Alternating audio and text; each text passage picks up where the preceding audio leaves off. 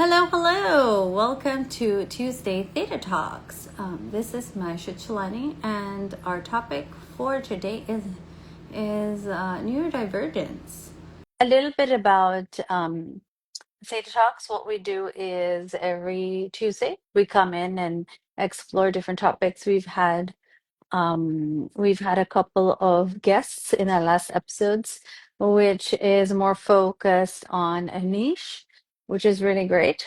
Um, so that it gives more insight on how theta healing can really help. And the fact that they are doing it specifically as a niche means there is a huge market that they can cater. So theta healing not only works overall, but you can also specifically work on a certain area and have just as much clients in that niche market. So today we are talking about neurodivergence.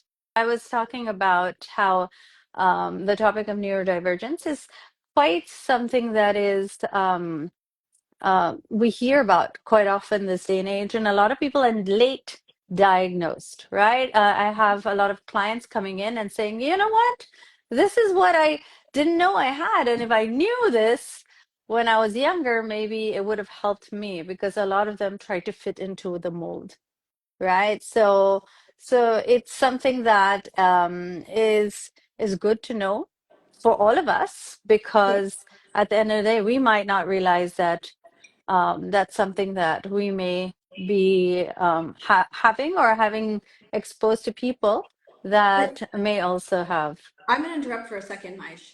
What are you talking about? Like, what is it that your clients have come to you with? What is it that we might have or people? So that part is missing. So roll back and tell me. So what I mentioned was neurodivergence Neurodivergence. is, yeah. Okay, because Maybe you missed that. if I'm listening in, I'm wondering what is she talking about? No, So no, I mentioned it. Maybe you okay, missed it. So, okay, great. yeah. So So you introduced, neurodivergence. yeah. So Yeah, we're talking about neurodivergencies. We're talking yeah. about probably the most common one. Would you say that your clients come to you with? What would that be for you? ADHD. ADHD, right? Yeah. And not only that, it's like the parent, like the people themselves, adults themselves are clients, but also clients coming to us saying that their children have been diagnosed with ADHD Yes. and how can they, help their children? How can they, deal with the situation better? So this is definitely something that is very relevant to people, very relevant if you're a parent, very relevant if you yourself have found it difficult to concentrate, to focus, to not get easily distracted. Um, and it's not just ADHD, that's just the most common one we hear about, but there are many different kinds of neurodivergencies. And many people now identify as neurodivergent individuals. And many schools recognize that, children, their brains have very different ways of learning and responding to information. So that's really kind of the cool stuff we're talking about today, right? Now, I remember reading a statistic, and this was quite some time back, but it was something like 1 in 4 children in the United States are being diagnosed with ADHD, 1 in 4. That's like 25%. Wow. And I have a lot of friends who are in the coaching field and they coach specifically for ADHD. And it's quite amazing to me how, their business is completely focused on working with people who specifically have ADHD, which means there's such a huge demand for this. And this is something that, people are really identifying with and seeking help for. So that's pretty much the situation. That's our conversation today. Now, Maisha, I know you were pretty keen on this topic, on this conversation. Tell me why. Why for you is this so relevant or important?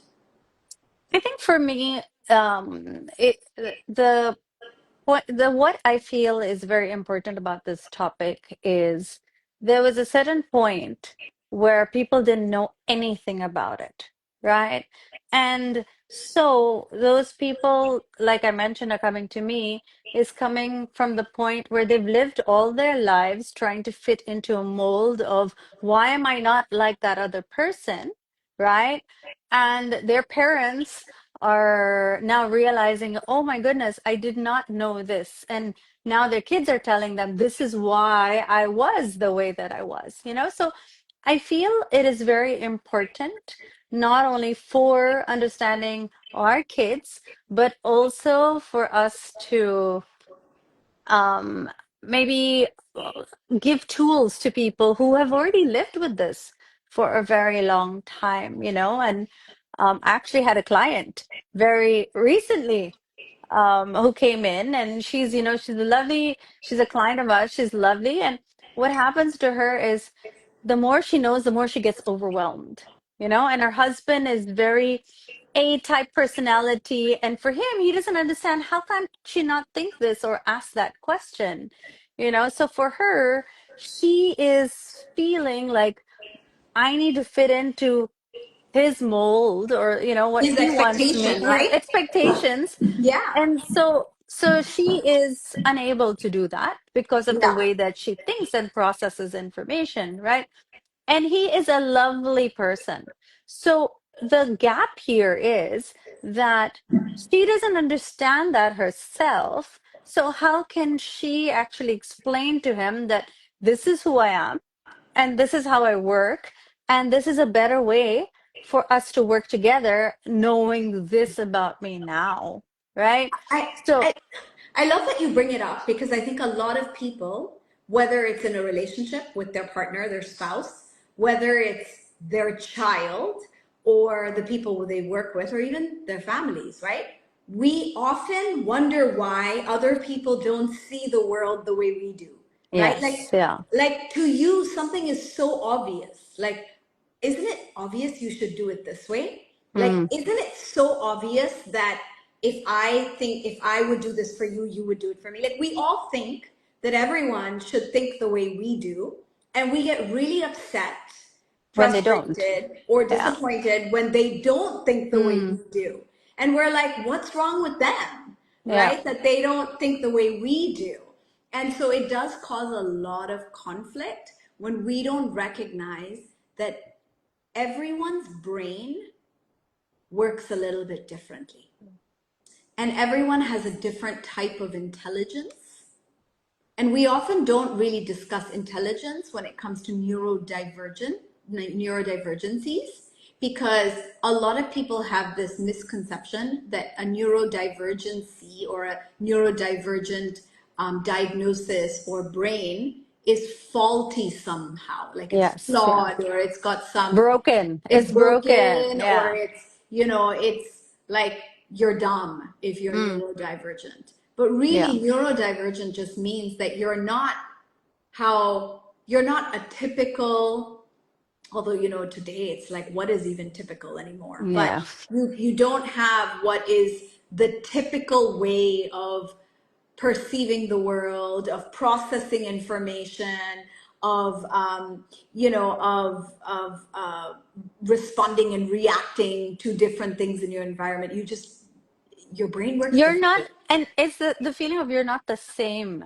You're Because not like we everyone grew else. up thinking that we have to be the same or we have to be a certain way, right? So Yes. you're different. Yeah. And I'd love to share a story, which begins my journey with this whole idea of neurodivergent. It's a story I've told some of my students. I think you might have heard the story as well, but it was in Japan where I grew up, and I went to a British international school.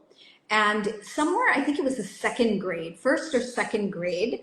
I'll have to kind of double check with my mom, but somewhere around first or second grade, I had a teacher. Her name was Miss Joseph. So I remember her, like I remember her face. And she used to have a hard time with me in class. Okay. And I remember she would get very frustrated with me. And one day she called my mom in and she told my mom that she should take me to see a specialist because I'm too hyper in class, and she finds it hard to kind of manage me. And, I have some kind of issue or condition that my mom should go see a specialist to check, to check out and see what they could do about me. Right now, my mom is like an Freaking Indian. out, Yeah, probably. my Yeah. mom, I was you know just my gonna say, mom, how right? did She's she your aunt. react? Yeah. Yeah, my mom is like, first of all, she's Asian. She's an Indian Mm, mom. She's like, mm, there's nothing wrong with my kid. yeah. Okay. And I'm not going to let some other person tell me, that there's something wrong with my kid. I'm just going to completely ignore it and, do things the way I think they should be done. So my mom basically, I honestly think, it was quite, in one way courageous of her to just ignore it, but I also understand that she probably didn't want to also hear any kind of bad Negative. news or Yeah. Yeah. negative Because it diagnosis. reflects back on her as Reflects well. back on her Right. Yeah. parenting at that Yeah. time. That's what it would have Mm, um, shown up as, and it would have been like embarrassing, like maybe she didn't parent well and so her child has an issue, or it would have been like also something difficult to face, like there's something yeah. wrong with my child. So I think it was a mixture of a lot of things, but today in retrospect it was amazing she did that, because she literally just ignored my Mm, teacher at that time. And honestly, I remember that teacher struggled as a teacher anyways, but I do recognize that I was probably a handful. Okay, mm, just because I asked a lot of questions.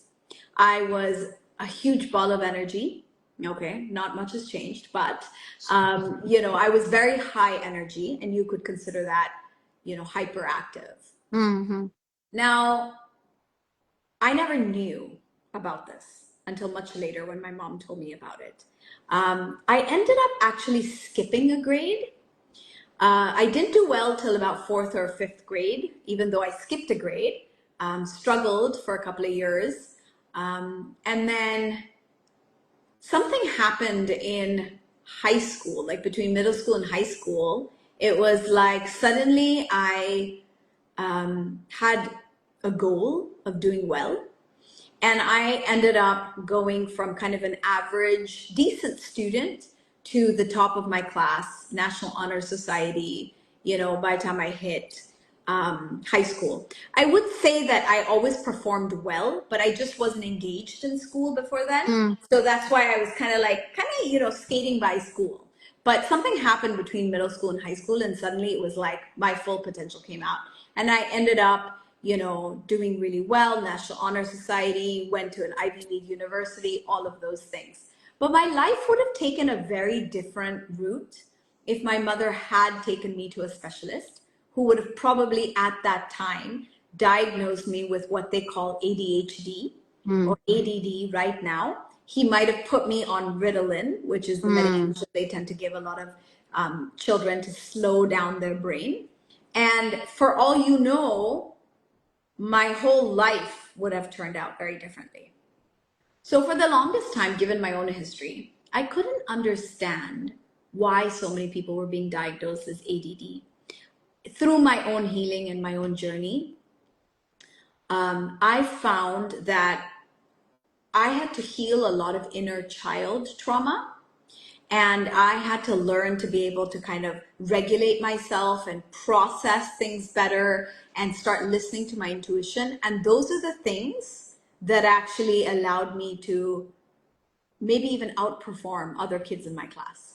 But you learned this I mean, you realized this early on, or is this something in I, later on in life? I think some confidence came in somewhere between that Mm, middle school, high school, and suddenly I knew mm, what I wanted. I got a lot of clarity, and I started to perform extremely well.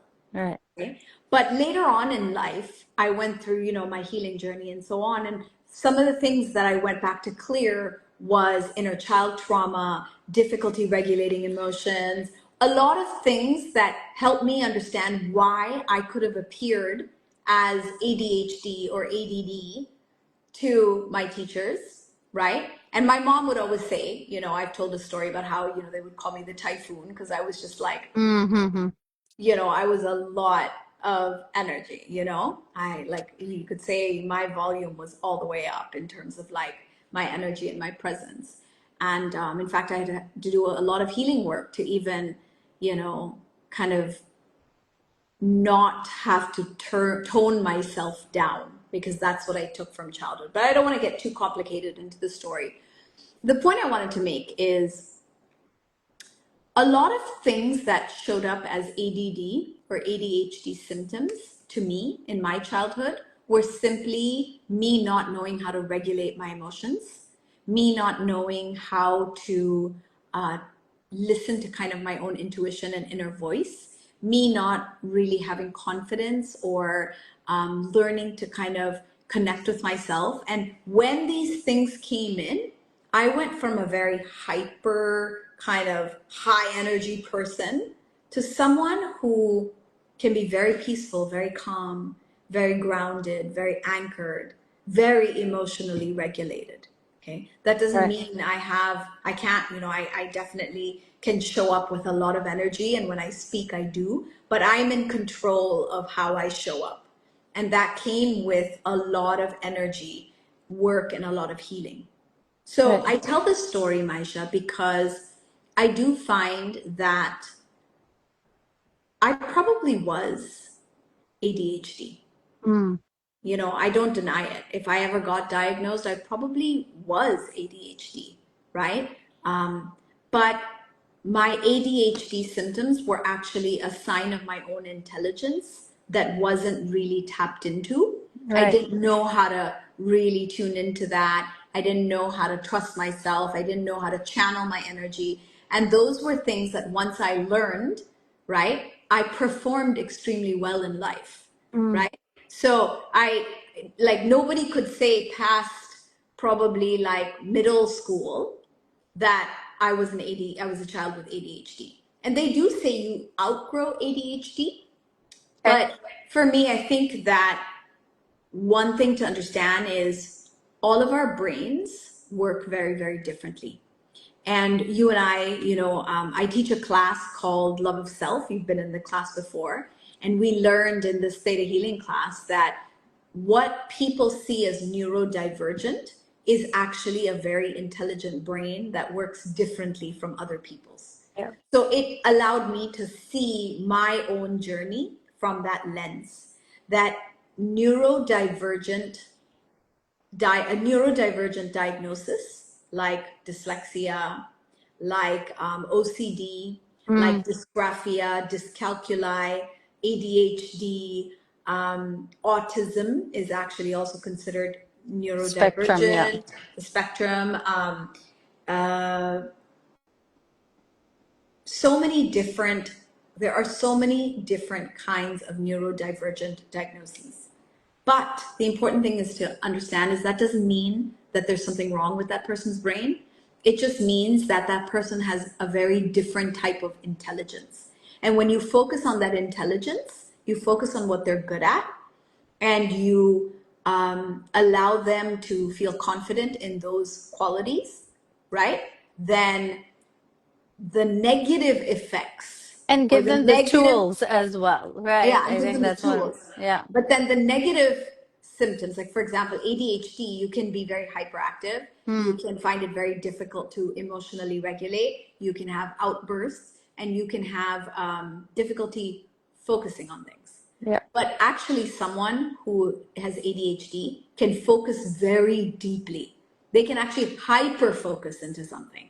So Yeah. on one hand, they find difficulty in focusing, but if you allow them to kind of develop their positive traits and qualities, Yeah. that negative trait shows up as a very positive trait. They can You know, hyper. like hyper creativity, right? They're very creative, heightened, or even pattern recognition, numbers, And that's um, exactly that's a lot of those exactly examples. yeah, and that's exactly what happened to me. Mm. Is I do find it difficult to focus when there's a lot of stimulation, Mm.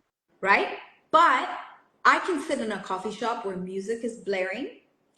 There's tons of people talking all around me, and I'm sipping my coffee and I can focus completely in my work So because when, go I'm in ahead. the flow. So it's really about understanding Yeah. the way your brain works. And by the way, I I'm talking about me and telling you very honestly that I probably was ADHD, but I'm also a National Honor Society, Ivy League graduate, Mm. started my own businesses, lead a team. So it's like, it's not a negative thing. It's actually an intelligence, and we just need to learn how to, tap into it. We need to learn how our brain works. And all of us have these very important, unique skills that could be considered neurodivergent or atypical, but that's what makes us unique, and that's what can make us really successful. That's thank you for sharing that. I'm sure, it must be a little bit vulnerable sharing your story as well. Um, but I wanted to, share with our audience the client that I was talking about earlier, Yeah. right? So she was like overstimulated. So whenever she's overstimulated, she freezes, she can't focus, she just avoids or she just breaks down.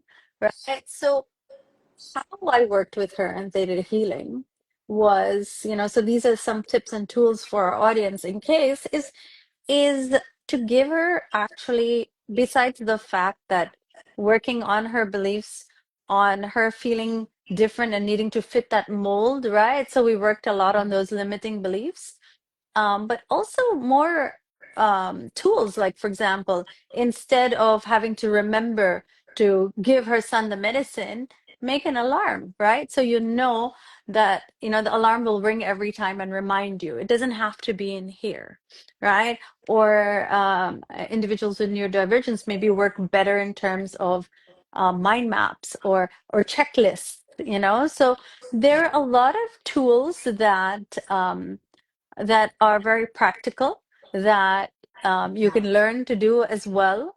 Um, but of course, she needed to work on letting go of the fact that she's not the same like everybody else. And I want to go back to your story about your mom is in her example with you, I think what she did was, my daughter is fine. My daughter is perfect. There is nothing wrong with her, right? So you didn't feel that there was something wrong with you and you had to fit into somebody else's mold.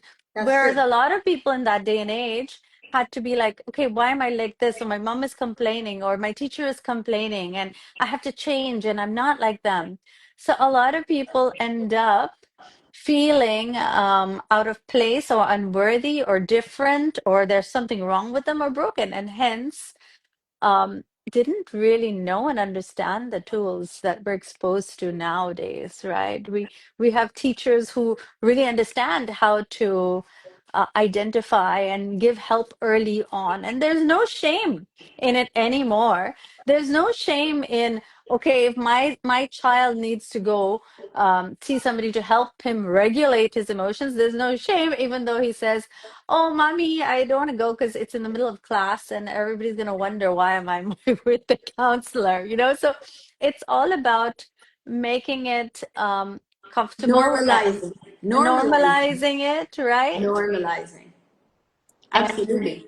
and knowing that, theta healing or that we have the ability to Yeah. harness it and Yeah. shift it. And like what you did was bring out all your positive qualities through that as well, that it can Well, shine.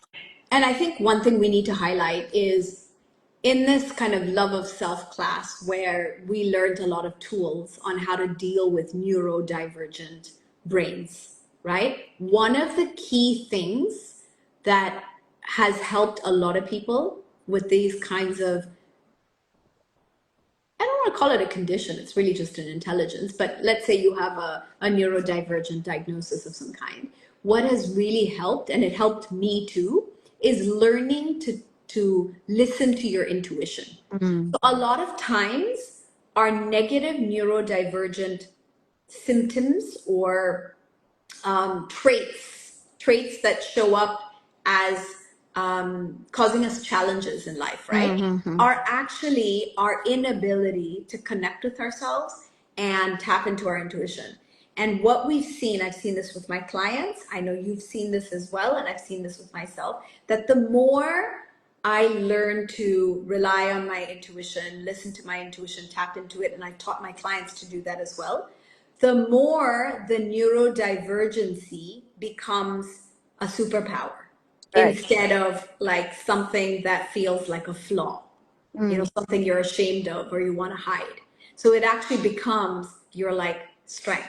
So again, going back to my story, I know one of the things that makes me the kind of healer I am, what makes me a very strong healer is my ability to connect the dots and Mm. see patterns that most people can't see. And Yeah. that's kind of like, that's my superpower as a healer, right? Like if someone tells me their entire kind of challenge, whatever's going on in their life, and then I ask certain questions, I can actually connect the dots from what happened in childhood to, the sequence of events in their life that got them to a situation where a certain challenge is happening. I can see it very clearly, and that's my strength because of my ability to hyper focus into Yeah. the key information. And I guess what I wanted to also add is that it doesn't mean that you have to throw your kids in the deep end and be like, hey, just learn to assimilate and you'll figure it out. Sometimes maybe your child works better homeschooled, right? Or maybe your child works better when they're not part of that type of system. Or it could be like a progressive system versus a traditional system, right? So it's not the reason I want to highlight this is not that you have to throw them in the deep end. You got to figure out what really works for them, right? For you, that environment worked, it clicked, you learn to tune in. But for some kids, maybe you have to really take them out of that situation to be able to allow them to understand and be more in tune with themselves. Yeah. And I also find, Maisha, I did kind of touch upon this, I think you did as well, but a lot of times neurodivergent behaviors or labels, right, are actually trauma from childhood that has Mm, been healed. right. And when you work with the healing, and I mean whether I'm working with an adult or a child, as you would as well, what when we work with that trauma, a lot of these traits that show up as neurodivergent behavior actually turn into these like these these like positive traits or like positive abilities, that people actually find that what seemed like a negative thing is actually something very positive about them, something they can really use to succeed in life. Yeah. So, I remember that at Mind Valley, you know, Mm, I went to Mind Valley in Dubai in January, right?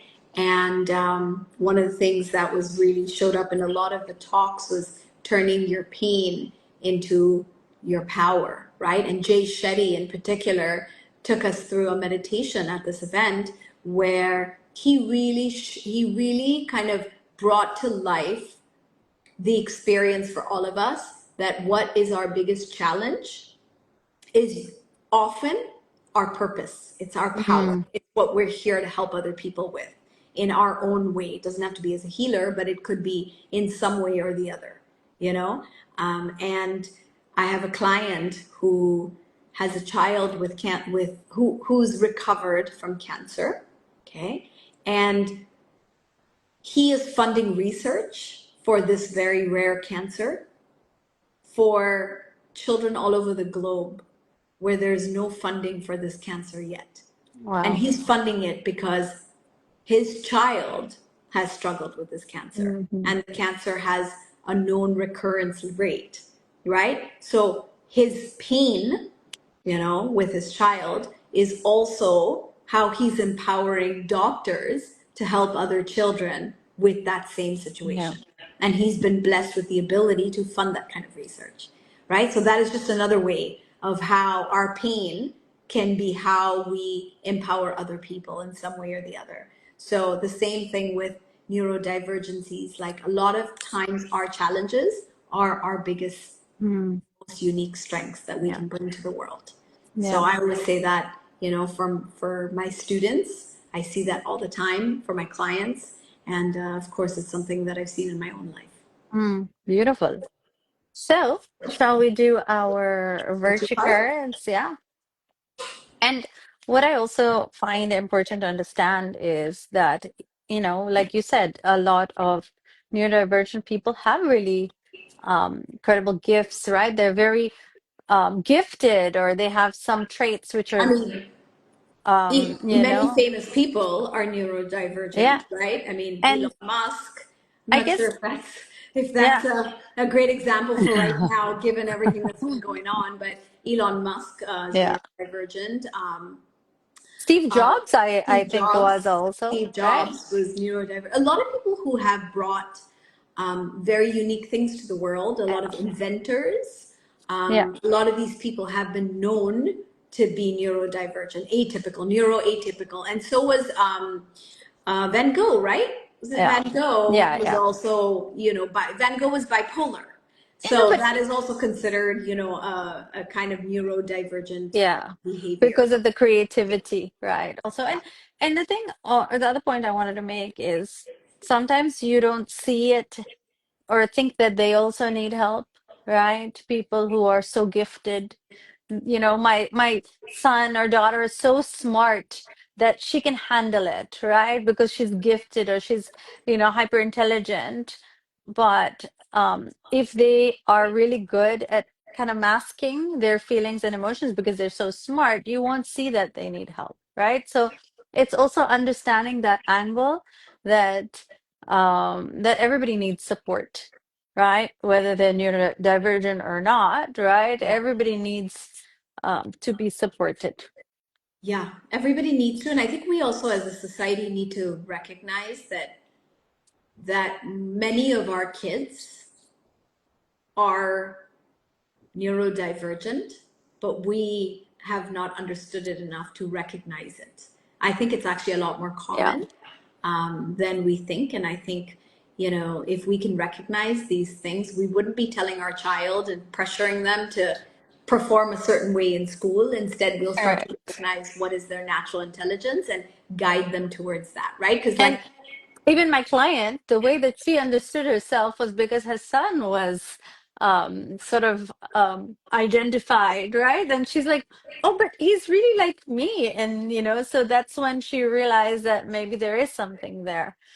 And such a beautiful card that we got which is, is unity, right? wow, So as soon beautiful. as I saw it, I got chills down my spine because, that's really the key to all of this, right? Is Yeah. understanding that we need to be unified and kind of not really get into that labels, and kind of understand that we all are people, right? At the end of the day.